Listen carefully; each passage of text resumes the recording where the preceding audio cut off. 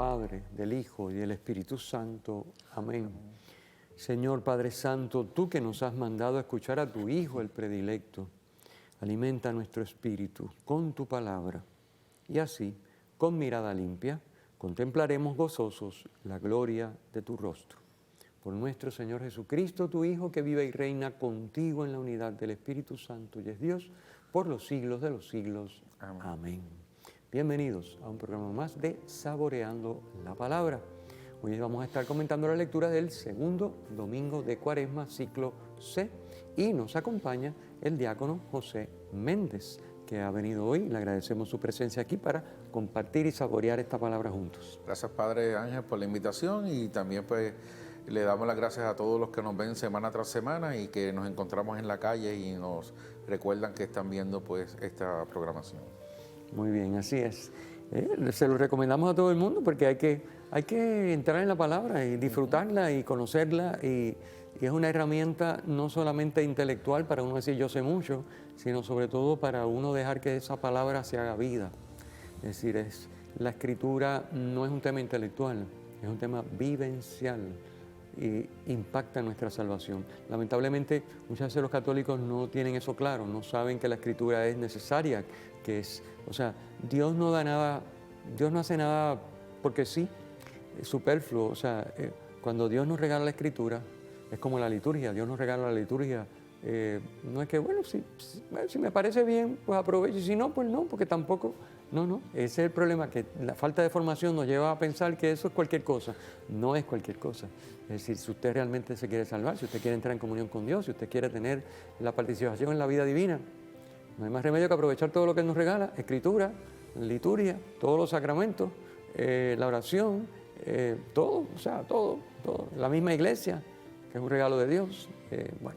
En fin, no nos vamos a detener en esto porque se nos va el programa volando y después tenemos que hablar de las lecturas, que es lo que ustedes están esperando, y nosotros vamos a ver.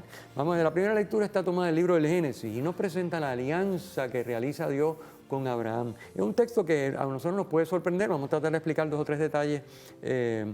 Básicamente es un pacto que Dios hace con Abraham. Y el pacto se lleva a cabo según los usos y costumbres de los pueblos que no tenían escritura. O sea, nosotros hoy cuando vamos a hacer un contrato con alguien, pues redactamos un documento, si hace falta traemos un abogado o lo que sea, pero porque sabemos leer y escribir y podemos firmar, pero ellos ni sabían leer, ni escribir, ni firmar, ni nada. Y entonces, ¿y cómo hacemos para garantizar que la palabra que yo te doy y la que tú me das, la vamos a cumplir? Porque si no, estamos perdiendo el tiempo. Entonces, ¿qué es lo que hacían? Pues descuartizaban unos animales, los picaban, digamos, en 2 y los apilaban así como en un pasillito, y entonces cruzaban por en medio de los animales. ¿Qué quería decir eso? Las 2 partes cruzaban por en medio de los animales. Eso quería decir, al cruzar nosotros por estos animales muertos, porque están picados por la mitad, estamos aceptando que si no cumplimos el pacto que hemos hecho entre nosotros, nos pase lo mismo que a los animales. Una manera un poquito rústica de hacer las cosas, pero no había contrato, no había escritura. Y eso es lo que nos narra este pasaje. Pero tiene una particularidad que nos sorprenderá, y es que si lo leemos detenidamente nos damos cuenta de que por en medio de los animales descuartizados no pasa Abraham. El único que pasa es Dios, representado por la humareda y la antorcha. Es como decir, Dios está haciendo este contrato con Abraham, este pacto, esta alianza con Abraham, pero la está haciendo unilateralmente. Es decir, Dios se ha comprometido con Abraham. Haga Abraham lo que le toca o no, Dios va a ser fiel al pacto.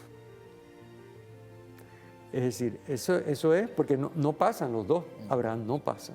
El que pasa es Dios, simbolizado por la humareda y la antorcha. Lean después el pasaje con calma para que vean qué es lo que está pasando. Es Dios el que está transferiendo. Dios está dispuesto a entregar su vida y a mantenerse fiel a esa alianza que está haciendo con Abraham.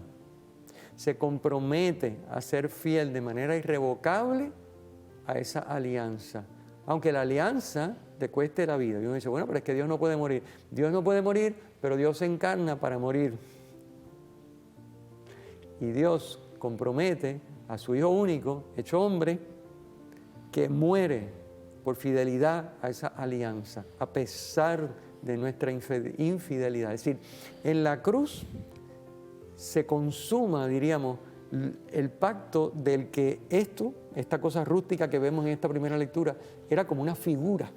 Eso se llevó a cabo porque aquí uno se puede preguntar, bueno, pero Dios no puede morir, pues Dios es espíritu, Dios es increado. Sí, Dios no puede morir, pero se hace hombre y ahí sí va a morir. Y va a morir por ser fiel a esa alianza.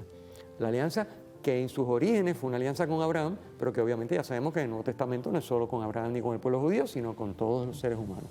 Así que fíjense qué importancia y qué hermosa esta primera lectura para que la vuelvan a leer y la saboreen, ¿no? ¿Qué le está pidiendo Dios a Abraham?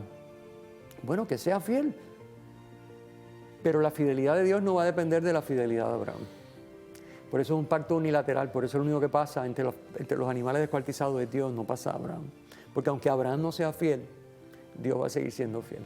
Es que Dios sabe la realidad del ser humano y Él sabe que el ser humano a la larga o a la corta, dentro de sus limitaciones, va a incumplir con esa alianza con el Señor. Por eso el Señor es el que se compromete y le dice, quédate tú ahí tranquilito, que en algún momento el pueblo se va a ir en contra de lo que tú y yo estamos pactando, pero como quiera yo voy a estar aquí haciendo lo propio. Incluso lo vemos desde otra perspectiva también, cuando el pueblo de Israel sale de Egipto, que dice que por el día pues los cubría una nube y por la noche los acompañaba una columna de fuego, que va representando este mismo pacto donde Él va separando lo que proviene de Dios y lo que no proviene de Dios para bendecir a su pueblo. Exactamente. Fíjense, el tema de la fe, Abraham es nuestro padre en la fe, como decimos en las oraciones, en la liturgia, porque Abraham se compromete y es fiel y obedece a Dios. Después viene gente que no lo obedece, pero Abraham es fiel, es nuestro padre en la fe, se fía de Dios. Y es lo que nos va a decir sabemos que hoy el segundo domingo de Cuaresma, el Evangelio es la transfiguración. ¿Y qué es lo que vamos a encontrar allí? Las palabras del Padre que habla desde el cielo diciendo, escuchen, obedezcan a mi Hijo, el elegido. Es lo que hace Abraham, es lo que hace Abraham, exactamente. De regreso, saboreando la palabra, comentando las lecturas del segundo domingo de Cuaresma, ciclo C, con nuestro hermano el diácono José Méndez. Hablamos de la primera lectura, vamos a hablar un poquito de la segunda. En la segunda, San Pablo nos contrapone los enemigos de la cruz de Cristo, en el versículo 18, con los ciudadanos del cielo, en el versículo 20. ¿Quiénes son los enemigos de la cruz de Cristo? Los que viven según la carne. Recuerden que carne es una expresión que el judío utiliza para significar humano, lo humano. O sea, nosotros cuando hablamos de carnal pensamos en las cosas que tienen que ver con la concupiscencia de la carne, pero no, carne para el judío es humano. Por eso decimos el verbo se hizo carne. O sea, el verbo llegó a ser humano, se hizo hombre, humano. Así que los que viven según la carne, es decir, los que sus criterios, sus esquemas, sus lógicas son su sentido común, olvídate de lo que dice Dios, olvídate de la sabiduría divina, olvídate del Espíritu Santo, yo sé lo que tengo que hacer. Entonces, esos son, dice San Pablo, enemigos de la cruz de Cristo. Viven en el plano puramente humano, como si solo existiera este mundo y Dios no cuenta para nada. Entonces, ciudadanos del cielo son los que viven en el mundo, como decimos, pero ellos están en el cielo. ¿Qué cosa es el cielo para el judío? El cielo para el judío es Dios, el lugar donde mora Dios o Dios. Por eso decimos el Padre Nuestro que está en el cielo. Es el lugar donde vive Dios. Así que ciudadanos del cielo, ¿qué quiere decir? Que vivimos donde Dios vive, que vivimos con Dios, en Dios. Eso es lo que quiere decir. Así que, por un lado, enemigos de la cruz, por el otro lado, son los ciudadanos del cielo. Se contraponen los que viven según lo humano, los que viven según Dios, en Dios y con Dios. Porque han puesto su esperanza en Dios y, por lo tanto, aunque estén en la tierra, se guían por lo que Dios les pide, tratan de su mejor esfuerzo de vivir la comunión con Él, hacen oración, en fin, todo lo que ya hemos venido diciendo en este programa, en el anterior y en tantos otros que hemos hablado del tema. Así que esto es importante. Pues dice él que estos ciudadanos del cielo van a ser transformados según el modelo del cuerpo glorioso de Cristo, con la energía que posee Cristo para sometérselo todo. Así nos dice en el versículo 21. O sea, los que van a ser transformados, glorificados como Cristo, como el Cristo resucitado, que ya está en comunión con la Trinidad en cuerpo y alma, pues los que van a llegar a esa es la meta de aquellos que son ciudadanos del cielo. Y entonces, finalmente Pablo nos dice en el versículo 17 que lo imitemos a Él. ¿Por qué dice Pablo que lo imitemos a Él? Eso no es un acto de orgullo o de falsa humildad. No, San Pablo está diciendo, imítenme a mí porque yo imito a Cristo. Así que si me imitan a mí, van a imitar a Cristo. Es como nosotros decimos, obviamente salvando la diferencia entre San Pablo y la Virgen María, si imitamos a la Virgen, estamos imitando a Cristo, estamos imitando a Dios porque ella es la perfecta, la discípula perfecta. O sea que, salvando las diferencias, obviamente Pablo es un santo, pero no es la Virgen María, pero bueno, es decir, es la misma idea, ¿no? Eso para que podamos ver un poquitito más allá lo que San Pablo nos quiere decir, si buscamos en el Evangelio según San Juan, en el capítulo 17, lo que se conoce mayormente como la oración sacerdotal, vamos a ver que es un pasaje hermosísimo, es uno de mis favoritos de la Escritura, porque dice, Padre, yo te pido por estos que están en el mundo, pero no son del mundo, para que los preserves como yo los he preservado.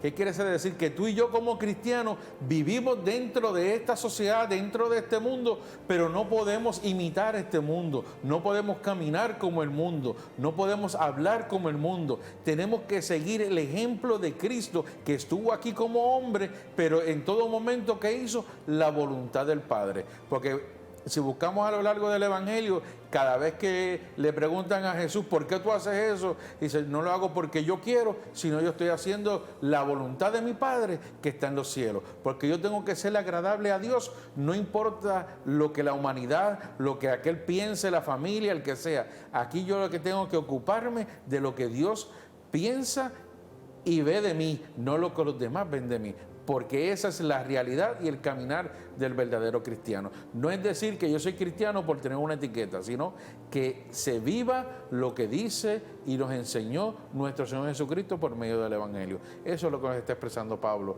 en el día de hoy. Efectivamente, muy bien. Pues entonces vamos a adelantar un poquito el tema del Evangelio, ¿no? Porque siempre tiene más. Ya hemos dicho que es el Evangelio de la Transfiguración, que está tomado del capítulo 9 de San Lucas. Obviamente también siempre se lee en el segundo domingo de Cuaresma la Transfiguración. La Transfiguración viene en los tres sinópticos y por lo tanto el primer ciclo A es según San Mateo, el ciclo B es según San Marcos, el ciclo C, que es el que estamos, es según San Lucas. Así que hoy tenemos el texto de la Transfiguración según San Lucas. Ese texto tiene unas características propias muy interesantes que son de Lucas. Por ejemplo, en San Lucas, la transfiguración, Jesús se los lleva al monte y allí se transfigura, como sabemos, es la esencia de la estampa que nos narra el Evangelio. En el caso de Lucas dice que él subió a lo alto del monte para orar, o sea que la transfiguración se da en medio de la oración de Cristo.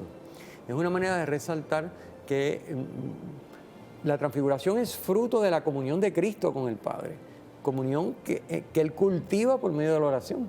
Así que Cristo sube al monte a orar y en esa experiencia de oración, de comunión con su Padre, se da la transfiguración. No simplemente que vamos para el monte para enseñarles lo que tengo allí para ustedes, ¿no? Sino que voy al monte a orar y en medio de esa oración se da la transfiguración. También hay otro tema interesante en San Lucas, que es que ustedes saben que aparecen Moisés y Elías conversando con Jesús, en las tres narraciones es lo mismo, pero en el caso de Lucas, Moisés y Elías están apareciendo en gloria, los tres están rodeados por la luz y todo el asunto, pero están hablando, están conversando entre ellos, dicen las otras narraciones, pero Lucas añade que están hablando del éxodo de Jesús, del éxodo de Jesús, que iba a consumar en Jerusalén, es decir, Moisés y Elías están hablando con Jesús en la transfiguración de la pasión, muerte y resurrección de Cristo, que es su éxodo. El éxodo quiere decir su salida, su paso, su caminar a el Padre. Y su caminar y su éxodo hacia el Padre ocurre precisamente con su muerte y resurrección. Pues de eso es que están hablando. Fíjense qué interesante, es como diciendo, ya sabemos que Moisés representa la ley y Elías representa a los profetas. Pues la ley y los profetas están de acuerdo con lo que está diciendo Jesucristo, por eso están conversando, pero no están conversando de cualquier cosa. Ellos ya nos indican que ese Mesías, que ese Jesucristo, que ese Jesús de Nazaret, el Hijo de Dios hecho hombre, va a regresar a su Padre. Y va a regresar a su Padre en un acto supremo de amor, que es el que se consuma en la cruz, que luego obviamente fructifica en la resurrección. Sí, ahí vemos que ¿verdad?, la realidad de que lo que es de Dios tiene que regresar a Dios. Por otro lado, vemos el cumplimiento de todo lo que está en el Antiguo Testamento, porque tanto lo que hablaron los profetas como Moisés, que representa la ley de Dios, convergen en la sintonía de lo que es la figura de Cristo, que lo lleva todo a la máxima expresión y a la plenitud para el beneficio del pueblo de Dios, para que tú y yo podamos, por medio de esta experiencia, alcanzar la salvación que Él quiere darnos a cada uno de nosotros. De regreso, saboreando la palabra, comentando las lecturas del segundo domingo de Cuaresma, ciclo C, con nuestro hermano el diácono José Méndez. Estamos hablando ya del Evangelio, que en este segundo domingo siempre es el relato de la transfiguración, y en el ciclo C pues es según San Lucas. Entonces habíamos hablado un par de características del Evangelio, de la transfiguración en San Lucas. Una de las cosas que no llegamos a decir es que aparecen Pedro, Santiago y Juan. En los tres relatos aparecen con muchísimos sueños, pero en este relato, cuando ven la gloria, se espabilan. Es decir, se espabilan cuando ven la luz y la gloria de Jesús, Moisés y Elías, que como ya dijimos en el segmento anterior, estaban conversando entre sí del éxodo que iba a llevar a cabo Jesús en Jerusalén, o sea, de su paso al Padre mediante su misterio pascual. El otro tema interesante que nos presenta esta versión de Lucas es que cuando Pedro habla y dice, qué bien se está aquí, vamos a hacer las tres chozas, ya Moisés y Elías se han ido. O sea, como que aquí Pedro está un poquito como desfasado, está tarde. Pero también es una manera de resaltar que Pedro no habla hasta que pasa ese momento, diríamos, de divinidad, de presencia de Dios. Es decir, y es muy lógico, o sea, ante la presencia de Dios, el ser humano queda, lo sabemos por tantas apariciones, por ejemplo, de la Virgen, que siempre me viene a la mente, por ejemplo, la de Lourdes, que estaba Bernardita, que se encuentra y ella trataba de rezar y no podía hablar, ¿no? Es decir, porque claro, ante lo divino, ante la gloria de Dios, uno se queda como que no engrana, porque ¿qué es esto? O sea, es una cosa literalmente fuera de este mundo. Entonces, es interesante, ¿no? Son detalles que, en fin, tampoco hacen una gran diferencia, pero y entonces la voz del Padre en este texto de Lucas llama, siempre el mensaje es, escuchen, ¿no?, a mi hijo, este es mi hijo. O sea, que cuando dice mi hijo es porque el que está hablando es el Padre, obviamente. No tiene que decir yo soy el Padre, sino que dice este es mi hijo, pues el que está hablando es el Padre. Escúchenlo, mi hijo es el elegido, ¿no? El elegido, dice en el relato de San Lucas, el elegido. El Padre lo identifica, este es mi hijo, este es el elegido y hay que escucharlo. Obviamente sabemos que para el judío escuchar es escuchar para obedecer, ¿eh? Porque para nosotros escuchar es escucha bien lo que te voy a decir, es como para que lo captes, pero para el judío escucha para que lo hagas. Entonces, esto es bien importante. Así que le está diciendo, escúchenlo, este es mi hijo, el elegido, es decir, hagan lo que él les diga. Lo mismo que dijo María en Caná, exactamente lo mismo que está diciendo el Padre. Y entonces, fíjense que hay unos detalles que podemos comentar también, por ejemplo, el verbo que utiliza el narrador, Lucas, cuando dice que se lo llevó al monte, dice que los tomó consigo y se los llevó al monte, pero ese verbo específicamente en el original tiene unas implicaciones no solamente de que se los llevó para ir con él, sino que se los llevó para participar en lo que iba a ocurrir con él. Y ahí vemos una realidad. Jesús tiene 12 discípulos en ese momento seleccionados que andan con él para arriba y para abajo a donde quiera que él iba.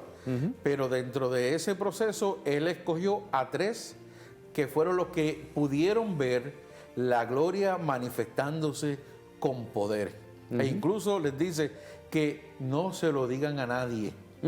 ¿Por qué? Porque todavía no había llegado la hora de su pasión y muerte, que nos está dejando ver que yo voy a pasar por este martirio, pero esto es lo que a mí me espera y les espera a ustedes. Un cuerpo glorificado, un cuerpo incorruptible, donde vas a tener la bendición plena de Dios porque el que muere es el que está fuera de la gracia de Dios, mas aquel que está en la gracia de Dios vive y vive eternamente. Y lo estás viendo aquí con Moisés y Elías, que cuántos años hace que ellos pasaron por aquí y están gozando de esa vida eterna que tan solo yo puedo darles a ustedes. Efectivamente, muy bien. Gracias, José. Seguimos dando como unos detallitos, porque aquí la idea, recuerden, es que ustedes tomen el texto y lo lean y lo mediten y lo disfruten. O sea, no solamente que se queden escuchando a nosotros y decir, ay, qué interesante. No, no, no. Es que ahora ustedes con esta información vayan y tomen ese texto y lo disfruten realmente y se preparen para la misa dominical. Es decir, ya tienen un poquito de idea de comentario, alguna palabra, alguna situación que estamos explicando aquí. Ahora usted toma el texto y luego cuando llega a la misa, ya usted oye la proclamación, deja que Dios le hable y luego deja que Dios le hable a través de la homilía. O sea que tiene dos oportunidades, más la que ya usted tuvo en privado. Así que tiene 3, 4, 5 oportunidades para que Dios le hable a través de ese texto. Porque esto no es cuestión de llegar allí de paracaidista, a ver, sorpréndeme. No, no, eso no se hace. Con la palabra de Dios no se hace eso, es una falta de respeto. Así que bien importante esto que estamos diciendo. Bien, cositas que aparecen aquí. Bueno, el tema del monte. Si Dios está en el cielo, no hay un sitio para estar más cerca del cielo que el monte, porque es la parte más elevada de la tierra, un monte, sobre todo si es un monte alto, así que esa es la idea. Por eso van a un monte y no van a un llano, o no van al lado del río, sino que van porque Dios está en el cielo. Entonces ellos van, es todo un simbolismo. Recuerden que el judío le da mucho simbolismo a todo, así que el monte es el lugar de la cercanía con Dios. Luego está el tema de la nube. El tema de la nube también es un tema de la nube y el resplandor. Es la esfera celestial, la esfera divina, es lo que está representado por eso. El tema de las 3 tiendas nos recuerda el tema de las tiendas del pueblo de Israel, que hacía las tiendas en su camino a la tierra prometida, vivía en tiendas, y que de hecho había una fiesta que era la fiesta de las tiendas. Estaba la presencia de Dios sobre la tienda. Entonces, claro, esa es representada por la nube que los cubre a Jesús y a Moisés y Elías cuando están conversando, que termina el pasaje de la transfiguración, esa nube que los cubre y ahí ya regresa todo otra vez a la normalidad. Es la representación de la famosa nube que, como has mencionado, los cubría, los protegía a ellos durante el día para que el sol no los quemara, la Shekinah, pero que no era solamente para protegerla, ¿verdad? No era que no tuvieran un paraguas, sino que era la presencia de Dios que cuidaba y protegía a su pueblo. O sea que esto es bien importante. Es la presencia de Dios sobre la tienda del encuentro, la presencia de Dios sobre el pueblo para protegerlo en su trayecto hacia la tierra prometida. Así que, básicamente, ¿qué nos está diciendo este pasaje de la transfiguración? Nos está diciendo que Jesús va a alcanzar a través de su éxodo